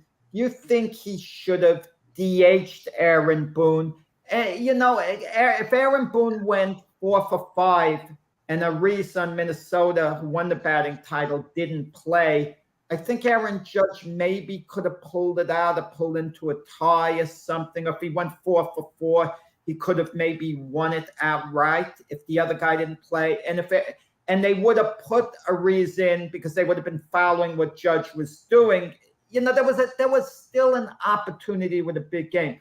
Or do you think he should have given Judge at least one at bat, and if he made out the first time, then sit on the rest? I would have. I mean, there was no look. It's not like they were starting the playoffs. They got a week off. He had time to get I'm sure he's mentally drained after this last month.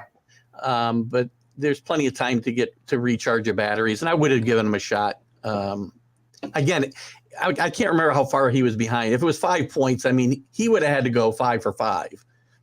Yeah. Guys, let's get back to the playoffs. Enough about the Yankees for a second. I'm gonna have to yank his card. Yes. How about? Well, here, let's talk about this. The Padres won the season series. Lose in the playoffs. If the Mets lose in the playoffs, is that become a bigger disappointment than 2007? I'm going to say yes. I'm going to say yes. In 2007, they blew a 7-game lead with 17 games to play, and there were no playoffs. I will say this. I think the Mets are going to be given a pass by their fan base. They won 101 games. There was at least progress this year. They'll be disappointed, but I think the fan base will get recharged quickly because they got a great owner who is going to make moves, and they're going to be excited to see what he's going to do in the offseason. I don't agree with you. I think they picked up, Scherzer, They got DeGrom. You got the two best pitchers in baseball. You got to go and win the World Series.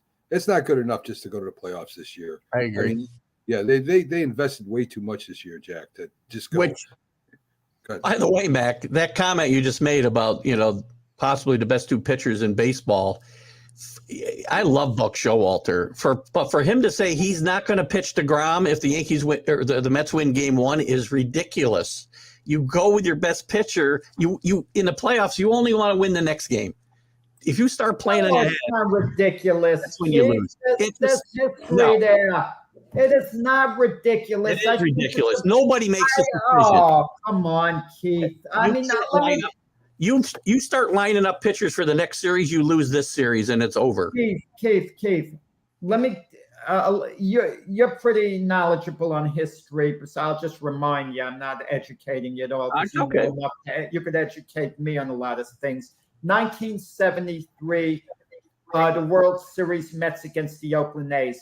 The Mets were up 3-2, and they pitched Tom Seaver in Game 6. Right move. And even Tug McGraw said late, I wish Yogi didn't do it. You hold your big ace for Game 7. No. It's such a psychological thing for that team. If they win Game 1, they know they got DeGrom for Game 3, the deciding game of the series. You pitch them Game 2 and you don't win that game for whatever reason. Who are you going to go with Game 3? Carrasco? I mean, you figure it out. You have to get to that game first, right? And to me, end the series in 2 when you have the chance. And the best chance the Mets have to win that series in 2 is to start DeGrom.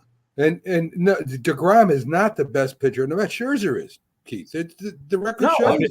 Scherzer will go game 1. Yeah, it's irrelevant comparing DeGrom and Scherzer in this. I'm not saying that.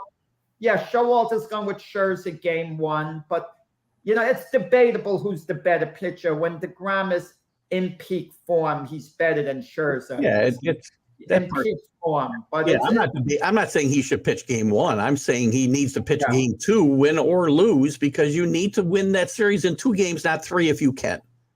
And it's just ridiculous to me. For me, again, I shouldn't say ridiculous. There's a school of thought.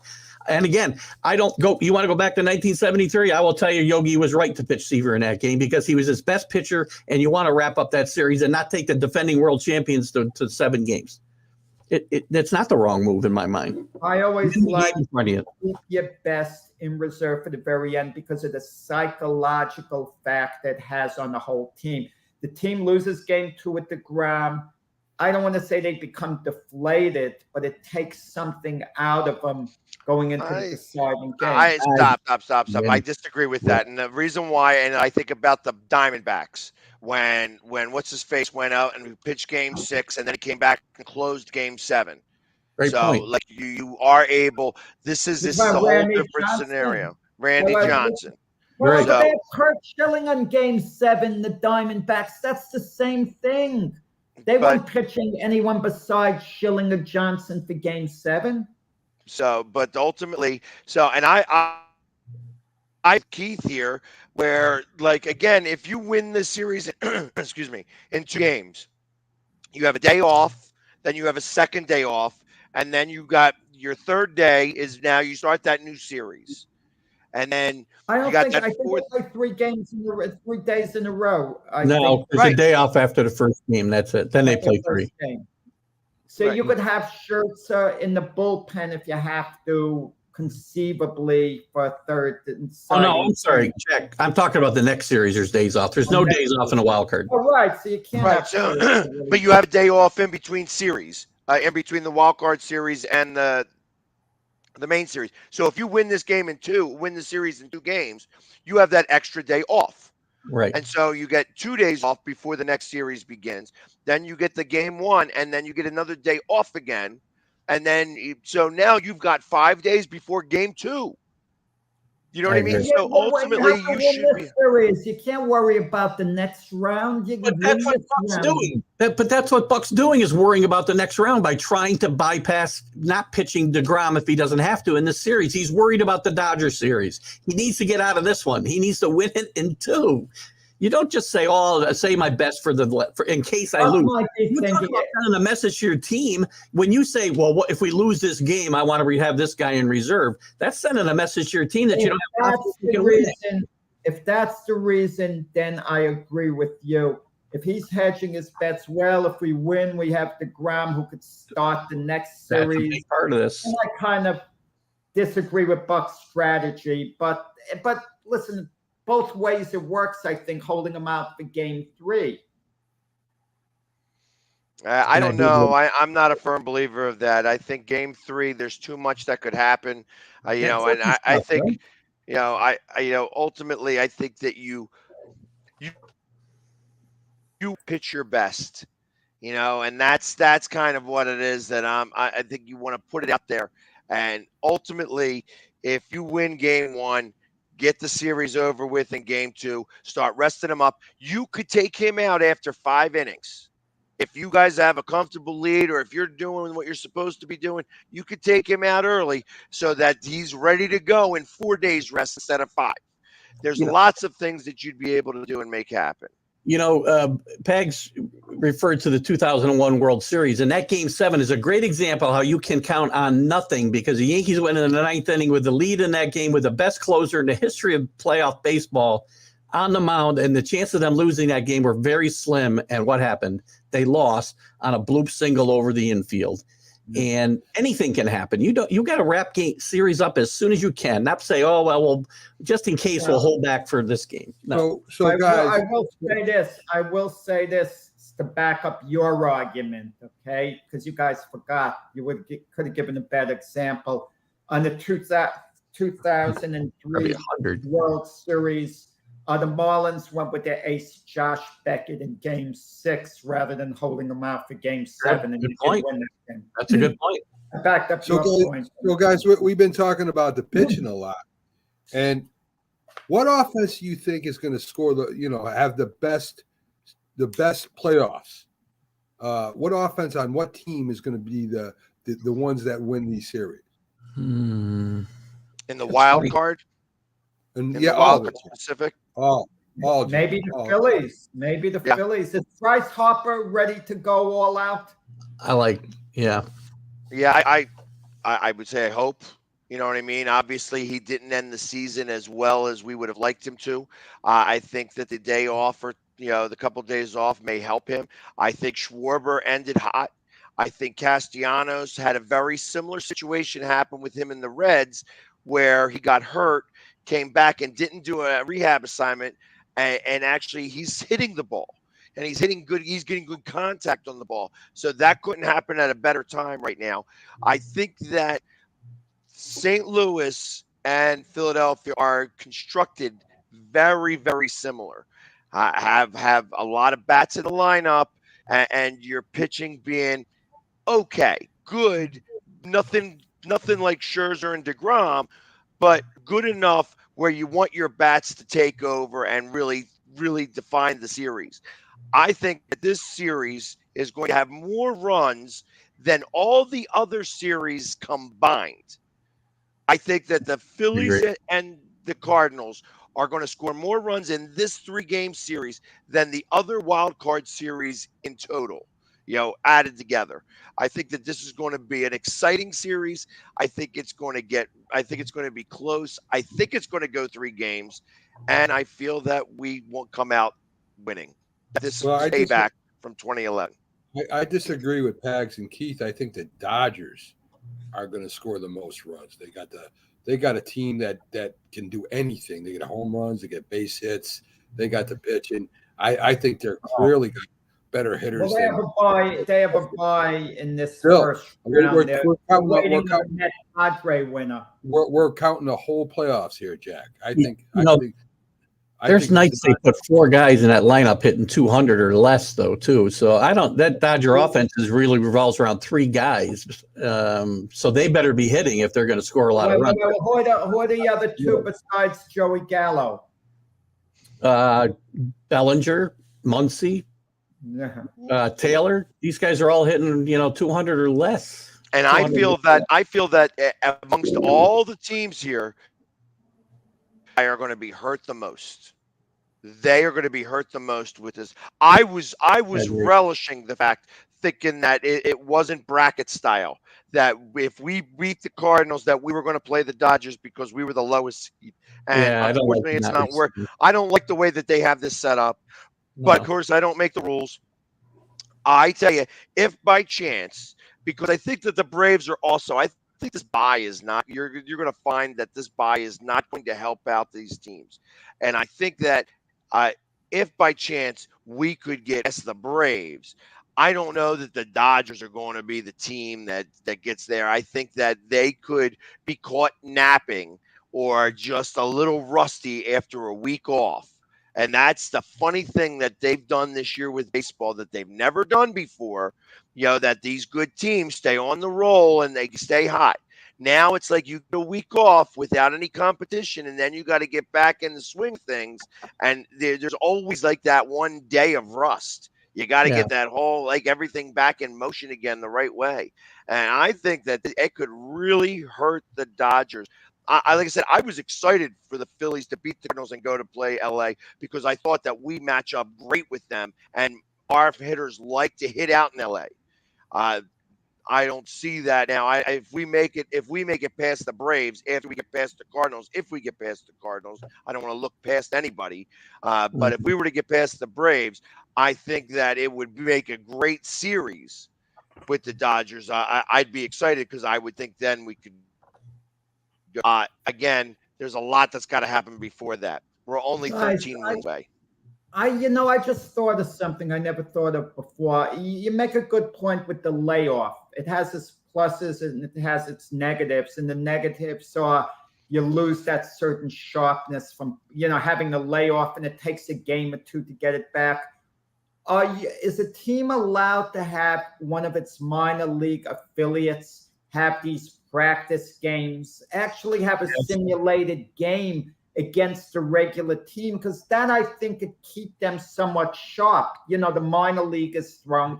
They'll be getting quality. They could do whatever they want, can't they? Exactly. I mean, it's not a real game. I think that would be actually a good idea. The teams that get the bye, play the minor league affiliate, let them play a couple of games in the interim. Empty stadium, empty field.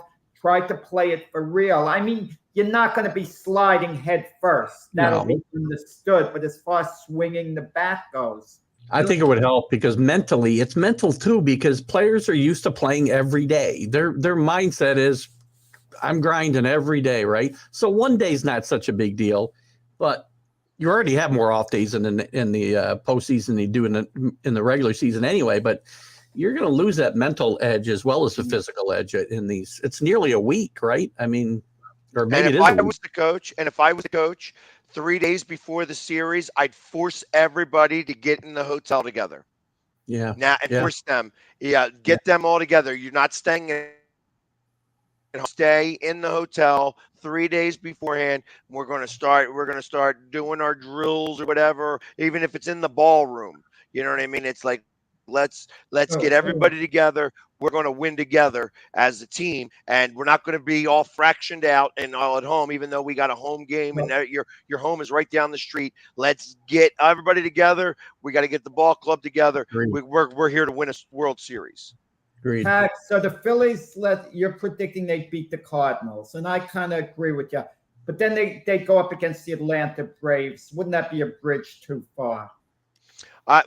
Again, it becomes a matter of how much is it and the time off. Still game one. All of a sudden, you start to put a doubt in the mind. And that's all you really want. Do I expect that we can beat the Braves? No, I think the Braves are playing great baseball right now, or was yesterday or 2 days ago. Now it's the playoffs, and they're getting a week off. And, if the Phillies come in there and the Phillies win a series where they score a lot of runs, then I think that will go towards the Braves, because not only have the batters not been hitting, but the pitchers haven't been pitching. They've been rested now for 8-9 days. I know that they're going to keep on their schedule, but Tags, momentum stops with the next game, right? The one game at a time. the pitcher comes out, that stops the momentum right there. Yeah, that's the old adage, right? Yeah, there's no such thing as momentum in baseball. Really. Momentum Well, is yeah, good. but I think that if you get hot with the bat, that does go from game to game, and you could say whatever you wish. All we need to do is steal one in Atlanta, and then all of a sudden there's a lot more going on. God forbid we steal two. Now you've got them really starting to squeeze the bats. It's 3 out of 5 the next round. The wild card round is 3 games, best of 3, then it's best of 5. Exactly. So I think that games too. By the way, they play game 1 a day off, and then 4 straight games the next round too. Yeah. So I mean, it's literally there is a lot that's going on game 1. Which I think that we could, because of what we're talking about, that they're going to be rested. It's going to be a little rusty. You know, we're going to be just coming off a series, and it doesn't matter. If you win that series, you win a wild card series, you get a burst of adrenaline. Just happens, you know, and now that burst of adrenaline is something that's a little bit more above the team that's been sitting idle for the last week. Now you've got that little bit of momentum, whether you want to call it or not. You're right. The pitcher could take it all away. That pitcher come out there and pitching fantastic could take it all away. But we fared pretty well. The Braves are not the Mets for us this year. The Mets are the Mets. We have had a hard time with the Mets when we won 5 games out of 19. But the Braves, we've won what was it? 8 out of 19, I think it was, or 9 out of 19. I think that they won. They beat us by 1 game, maybe 2 games in the season series. And they have a hard time on the road. They have a much harder time on the road than they do at home. So I think if we could steal 1 at home, we could absolutely. They definitely don't travel good. Their fans don't really travel with them anywhere. They stay right there in Atlanta. They're not going nowhere. So is it possible? Yes. They're intriguing series as you go along. I mean, I like to look at series. Who does it mean more to as a franchise, to win? Because in certain situations, teams are just, I don't want to say happy to just be there, but even if they're to lose that series, it's been a successful season. I get the feeling the Cardinal organization needs it a little more than the Philly organization because expectations are just a little higher. You know, you get the feeling the Padres have underachieved. I think the way the Mets lost the division lead, they need this series a little more. Ultimately, a team like the Dodgers needed a little more. You know, in the American League, the Guardians are playing the Tampa Bay Rays. And the winner of that series is set to play the Yankees. And I kind of feel the Guardians are going to take care of business against the Rays. But imagine if the Yankees lost to the Guardians in the next round. I mean, that would be ugly. It's one thing if the Astros stop the Yankees and prohibit them from getting to the World Series. The Yankee fan base will be upset, but they won't be furious. They'll think, oh, Houston's just a little better. They'll complain, the Yankee fan base. They'll say that Houston's had their number all year long, and that's that. You know, I mean, that's how that would work. Engle is going to tell Mac to take his Yankee card and shove it if they lose to the Guardians. I don't know if I'll go that far, but I will be saying Aaron Boone again. Goodbye. Listen, there's no way the Guardians beat the Yankees. That's not happening. I disagree with that. I think that the Guardians have the pitching that could absolutely beat the Yankees. And for the exact reasons Peg just laid out about the Phillies, if you get hot and you steal that first game, especially, that's going to be a big deal in a 5-game series. So I wouldn't give the Guardians no chance. I do think the Yankees will beat them. I'd put the Yankees pitching staff up against the Guardians anytime you want. I agree. It's again that rest situation. Mac. You hate their ace, Garrett Cole. Yes, I do, Jack. He's not talking about him, obviously. He's going to pitch. Yeah, I'm trying to stay away from him. I'm trying to stay away from Derek Cole, that home run giver-upper. Well, he set a record for strikeouts by a Yankee pitcher this year. He had a pretty bad year. Yeah. I mean, listen. Yeah, he did for strikeouts and home runs. Remember. I don't think Catfish Hunter gave up a bunch of home runs. Did pretty good. You know, the AL East No one talks about it. That was a pretty strong division. The only team that finished under 500 were the Red Sox. And you would think the Red Sox a rebound because they have a great franchise, a great organization. I don't think they're going to be floundering in the next few years. I think they'll get it together, get back into contention. Baltimore Orioles went 83-79. One of the more heartwarming stories. At the end of their final game, the fans in Baltimore gave the team a standing ovation. Even though they're not going to the playoffs, the players came out, they tipped their caps. Baseball became relevant in Baltimore again. Is that just an aberration, a one-year thing where it all came together, or have they really turned the corner? I think they got some young players that are very good. The catcher is really good. They got some young relievers, especially, that are very good.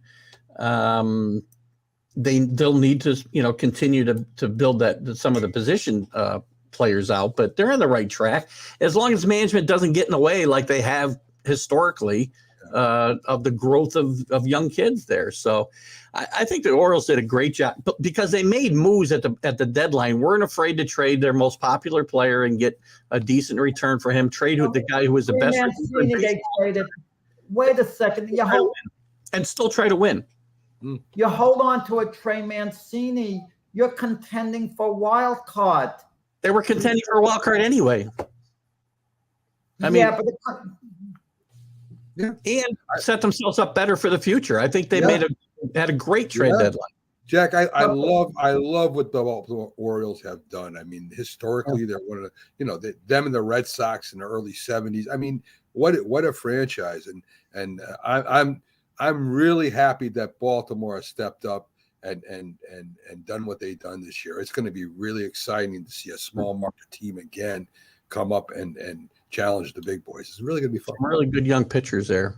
Well, I'll tell you, their neighbors, the Washington Nationals, are a mess, but at least they were World Series champions a few years ago, so you could kind of live off that for a while. But it's funny, they finished 46 games behind the Mets. The thing that's funny, if someone offered you a bet over and under 45 games, take the Nationals, and you took 45 games or less, they'd finish within the Mets, and you'd actually lose that bet. You couldn't comprehend losing a bet with a 45-game cushion being given. That's wild. Speaking of Nationals in their last World Series, that was 2019, right?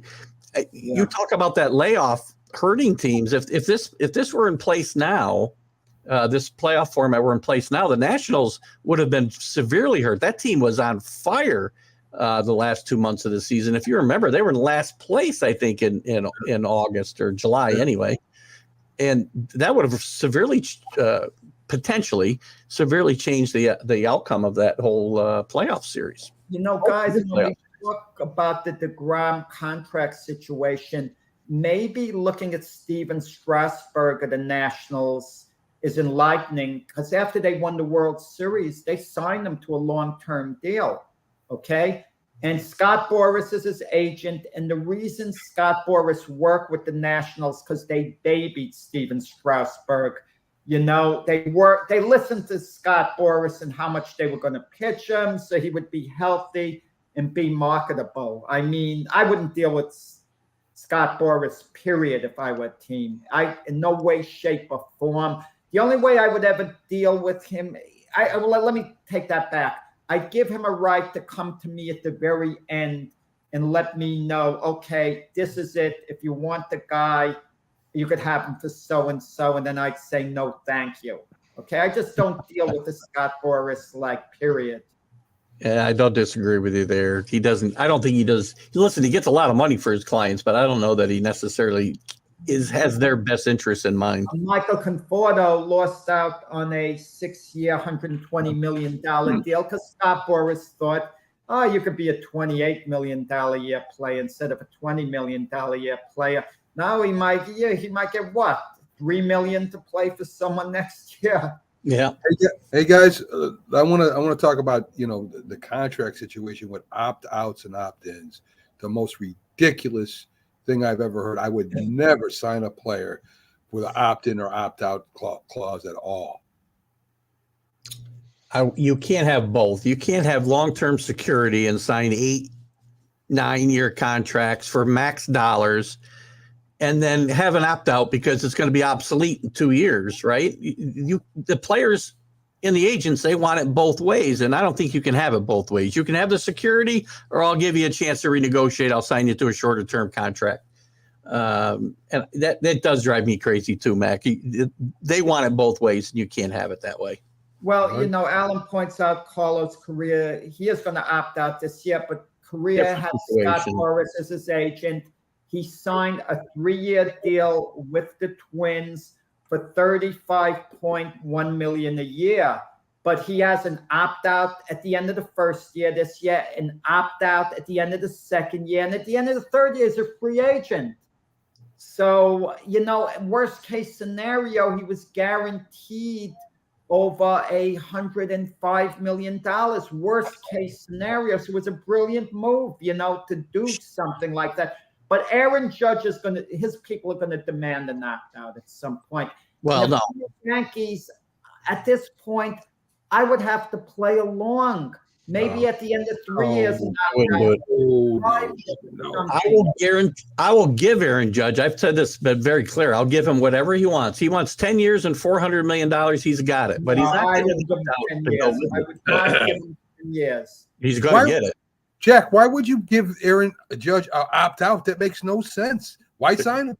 Well, the only way you're going to be able to sign him is probably an opt-out because the Yankees already blew the contract negotiation. They gave him a deal he wasn't going to accept before the season. Fair deal? Yeah, it was a fair deal. But when he wasn't going to accept, I would have had him rejected if I was his agent. Absolutely. Because he could have gotten a lot more in the open market. And the Yankees could have signed him 3 years ago the way other teams are signing their players. But no, they kept playing it off for 1 year before he was a free agent. Only cost him $150 million extra. Exactly. That's all. And that $150 million or whatever could have been used on other free agents going forward. Yeah, agreed. And they have to sign him, by the way. They have no option. You cannot let Aaron Judge walk off of this year that he just had. It would be a disaster. I wouldn't give him a Pags, listen. Pags is so tired about talking about the Yankees, he keeps leaving. So, anyway, we got like 4 minutes left, guys. So let's keep going until then. Well, Justin Verlander is going to be a free agent. He's going to be intriguing. Because you match him up against Jacob deGrom, what team is a better bet to get as a free agent? You can argue that deGrom is a little better pitcher, even though Verlander's probably winning the Cy Young this year. But Verlander's more likely to take the mound. But he's been hurt he's been hurt. And that's if deGrom actually opts out, right? I mean, he's still got 2 more years on his contract if he chooses not to opt out. $53 million total. He said he can change his mind. So, I mean, I understand that, and I know that this is a Boras thing as well. I would opt, like I said, if he's going to opt out, I think the Phillies make a play for him. Is it Boras deGrom's agent? I don't think he is. I just assumed that he was with these opt-ins and opt-outs. But what's his name? Their former GM who was just let go. He was his agent before he became the Mets. Oh, Brody. What's his name? Brody, right. And then Brody was let go, but Brody couldn't negotiate with deGrom when he was the Mets GM because he'd been his agent right before. But it was a decent deal they signed because of the opt-out. But as it turned out, deGrom could have gotten more money, but it was a decent deal at the time he signed it. But now deGrom's got 2 years, $63 million left. He wants Scherzer type money. Jack, I know we're scraping the bottom of the barrel and we're starting to talk about agents. I mean, who cares? Who really cares about agents? So the players do get them a whole bunch of money. That's who cares. True. Well, Mac, aren't you the same guy who said, look, Aaron Judge should have signed the contract the Yankees offered him in the offseason because he says he wants to be a Yankee the rest of his career? Mac, you said this is his chance to prove it. Sign the contract. Listen, I'm taking the man at his word. If he said he wanted to be a Yankee for what's he supposed to say? I'm not sure whether I want to be a Yankee the rest of my career. It's the standard line. They're all going to say it. I truly believe he meant that. I truly believe he wants to be a New York Yankee. I believe he's going to sign with the Yankees this year. I think the Yankees are going to offer him as much money as any other team, and he stays with the Yankees. We'll see. Well, I'm going to tell you, the Yankees will have a 5-day window where they can negotiate a loan, and they better blow him away with a massive offer in that 5-day thing, because chances are he's going to want to hear what the other teams say, even if he wants to remain a Yankee. I think there's zero chance he doesn't hit the open market. No, zero chance. I agree. That too. I believe that too. So, guys, we're down to about 30 seconds. Yeah, 20 seconds. Alan, thanks for all the comments in here and just part of the show. And we appreciate you sticking with us through the whole show, too. Guys, Spirited Debate, even though it wasn't the debate show, it always is a debate show when Jack's on. Everybody, thank you for tuning in and have a great day. We'll see you tomorrow.